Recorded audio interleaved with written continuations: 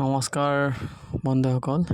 ইতিমধ্যে 2024 IPLৰ সংস্কৰণৰ সমাপ্তি ঘটিছে আৰু এইবাৰ KKRে বিজয়ৰ মুকুট পিন্ধিবলৈ সক্ষম হৈছে। কিন্তু তাৰ মাজতে অসমবাসীৰ বাবে খুবেই ভাল খবৰ আছিল যে এইবাৰ অসমৰ ৰিয়ান পৰাগে খুব সুন্দৰ খেল প্ৰদৰ্শন কৰিলে আৰু অৰেঞ্জ কেপৰ যি তালিকা আছিল তাৰ তৃতীয় স্থানত তেওঁ থাকিবলৈ সক্ষম হ'ল।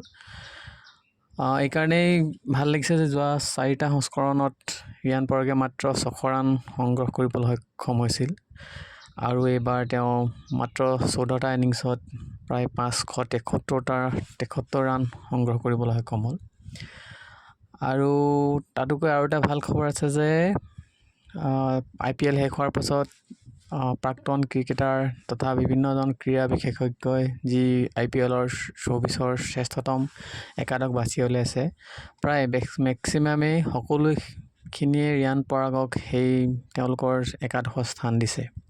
এইটো খুবেই আমাৰ অসমবাসীৰ বাবে এটা ভাল খবৰ আৰু আমি আশা কৰিছোঁ যে ৱৰ্ল্ড কাপৰ পিছত যি ভাৰতীয় দল ঘোষণা হ'বলৈ গৈ আছে তাত অসমৰ ৰিয়ান পৰাগে স্থান লাভ কৰিবলৈ সক্ষম হ'ব।